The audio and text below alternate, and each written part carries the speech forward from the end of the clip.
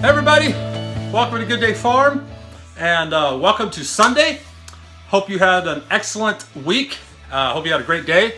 I've been extremely busy between work and work around the house here, so keeping me very occupied. We're still pretty busy at work with a lot of overtime and stuff, so that's always a drain on what I can get done around the house, and so makes things challenging. Add to that, this weekend was not the best weather. Temperature-wise, we're getting better. We're definitely coming out of winter, but it rained pretty much all weekend, so wasn't able to split any wood. I suppose I could have if I really had to, but splitting wood out in the rain is not my favorite task, so we'll just wait. I've got some time, no rush on that. So I was able to take care of a few little stuff inside, and so that's good. Anyhow, so most important reason for this video, for all my Sunday videos, is to thank all of you, my friends and family, my community, our community. Excuse me, I don't mean to say my community. It is our community. The Good Day Farm community is all of us as a whole together.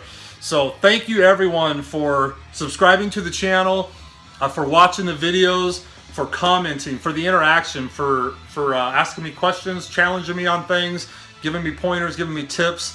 I really appreciate that. It's as if we're together, hanging out in the barn, just having a conversation. I really like that. It's cool. Thank you very much, you guys.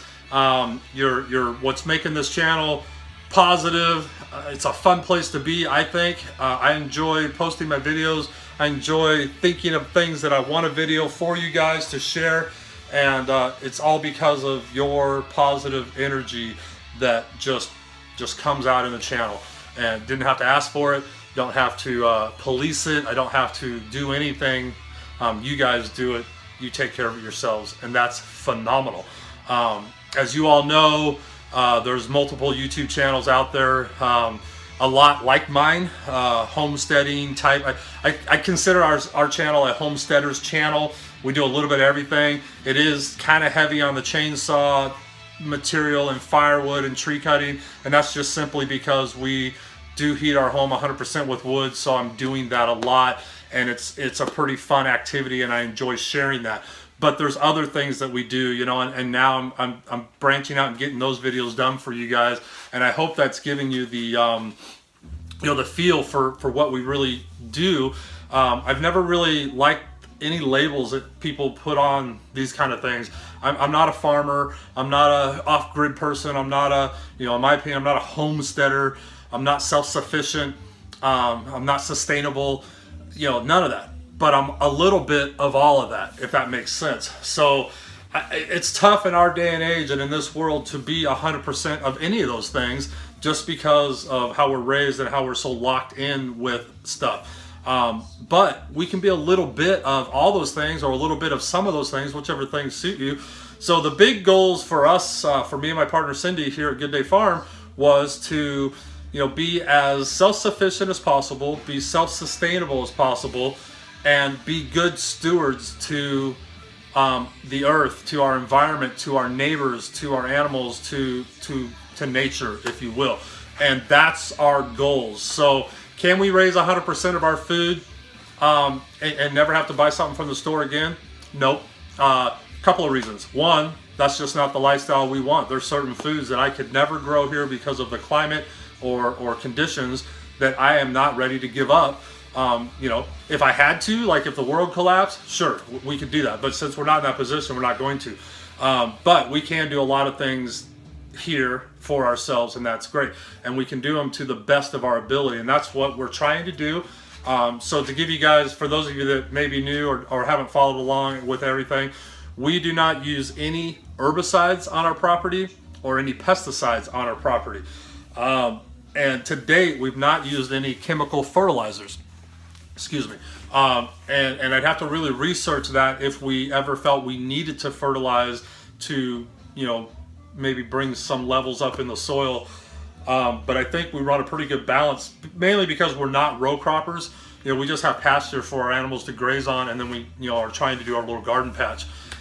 We will do things to boost the garden, but it's as natural as we can make it. It's our own compost, so we don't buy Miracle Grow or any kind of fertilizer from the store and put it in our garden. And so simple things like that, even as far as when making a compost bin, we don't use treated lumber. We use just plain dried lumber. Will it rot quicker? Of course. But then there's no risk, or hopefully, of anything leaching out of that wood into that soil that could potentially leach into our food. We're not extremist about it, but we try and do our best. And that's all I think anybody can do.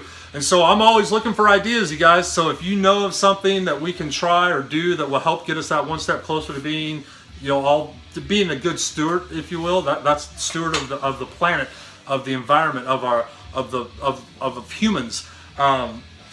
That's what we're open to. So I feel like we're taking the right steps for a lot of that. So the positive energy, the positive vibe that this community has, both through YouTube, Facebook, and Instagram. Now all those channels are very modern, on grid. We got to use the internet, we've got to use technology, we got to use these resources to get our message out that way. But all those avenues are very positive. We don't get any negative energy on our Facebook group or on our Instagram or through YouTube. And I think that's because, positivity attracts positivity and vice versa. We keep everything as positive as possible. And that shows, I think. You guys are positive back to us. So that we appreciate that. Trying to think. Gardening stuff's just starting. So that's the stages we're planning now, and I did a video today on a grow light station that we made in our basement. That's a new thing for us that we've never done, so we're going to start seeds and hopefully have some good plant starts that we can transplant. We're in zone 5, so we have to wait till really late in the year to be sure we're not going to get another frost, a hard frost. And typically we do get something end of April, May, that if we had planted earlier would have killed it. So anyhow, and chicks will be coming next week.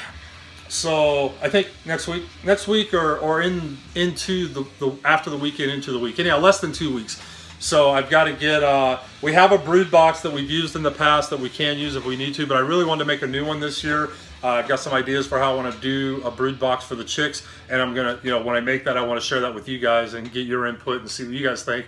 For those of you that have raised chicks, and for those of you that haven't, hopefully it'll be some information if you ever think you want to. Trial and error stuff that we've learned, that does work, doesn't work. But obviously, again, like anything else, there's nothing perfect. It's about continuous improvement. You're never there. You're always improving. And even when you think, you know what, I've got my shop space set up exactly how I want it, man, this is perfect. Wrong. You're going to change something down the road. And that's why I do a lot of stuff that I've even shared here. I've mounted it to a board that I mount to something that way, so I want to change it. It's quick and easy for me to move. So anyhow, that applies to our Good Day Farm stuff. So I already know I did a video before about composting, our kind of quick, dirty, easy way that we do it. And this spring I'm going to change some of that. I'm learning from it, and we're going to make a few adjustments to see how those work. So stay tuned for that. That'll come when the weather's a lot better and I can get out there and really get to work on that. So definitely, I've been saying it, and it's starting to come up now, but the weather's getting better, a lot of stuff planned, and we're getting to that point where we're starting to do some of these things. So the content should start coming as long as I have time to actually film things and process them and get them uploaded. My major bottleneck for any of these videos is my processing, and so the editing, if you will. So if I shoot a video on my phone, which I do every now and then, but I don't like I can't edit those to the level that I like to. It's hard for me to add our intro, music, stuff like that. But I do them if I just want to make a quick video and say something, and I can film them right there with my phone, because I film everything with my phone anyhow, and then I can just upload it from my phone. This video and other videos like this that are a little more detailed and I need to edit and I may have to cut things out. Some of my videos run for over an hour and I cut them down to 20 minutes. So it's like taking multiple takes, if you will. I need my computer for that, my laptop, and unfortunately that's my bottleneck right now. It's an old unit, it's dying on me, it's very slow, processing power is slow, storage is almost full on it, so I'm always running out of room to download videos. And so anyhow, someday I'll get a new laptop, or actually I don't even want a laptop, I want a desktop, but and that'll pick up, but that's low priority for me. So but for till then, I'm going to keep making the videos and keep doing what we're doing. And like I said, we're coming into spring, and so the content's coming, and so hopefully I can keep up and get that stuff shared with you guys. And I really look forward to hearing your input on things, both from those of you that have done it and are doing it or whatever, and have firsthand experience, and from those of you that don't. So if you're you're just watching this just for the experience, or just because you're interested in this kind of stuff, ask questions. Feel free, please, challenge me, question. You know, if you see something you're like, well, that doesn't really make a lot of sense, why does he do that? Ask me. Say, hey, that didn't make a lot of sense, why did you do that? And hopefully I can explain it to you. So that said, I'm going to cut this video as short as possible. The last couple ones, my Sunday videos have been kind of long, and I apologize for that. And I both want to apologize, and then I want to thank those of you that stuck through them and actually watched the whole video and made comments about some of the stuff. I appreciate that. That means a lot to me that you guys gave up that 30 minutes of your life to watch my video. As you can tell, I like to talk. I like to talk to people. If you guys were here in my shop with me, we would go on for hours. I really enjoy speaking to groups of people. So I can get on, you know, I can kind of ramble, I guess. So, and I do that even to the camera. I get kind of rambly, and I apologize for that. So that said, everybody have a great week coming up. Thanks again to every one of you that watches the channel, every one of you that makes the decision to subscribe, comment, like, share. That's a really great thing. If you see something you like, share the video, share the channel. That's phenomenal. That means so much that you care enough about this channel or this video or whatever, that you shared it, that you put it on your Facebook, or that you emailed it to a friend and said, man, you should check this guy out, look at some of the cool stuff he's doing. Whatever. That means a lot to me. That's super cool. And I see those analytics on my channel. It tells me when people, doesn't tell me who does it, but it tells me when it's done. And it's really neat to see that. So thanks again, you guys. Enjoy your week. Have a great one. And we'll talk to you again real soon, okay? So remember, it's always a good day on the farm.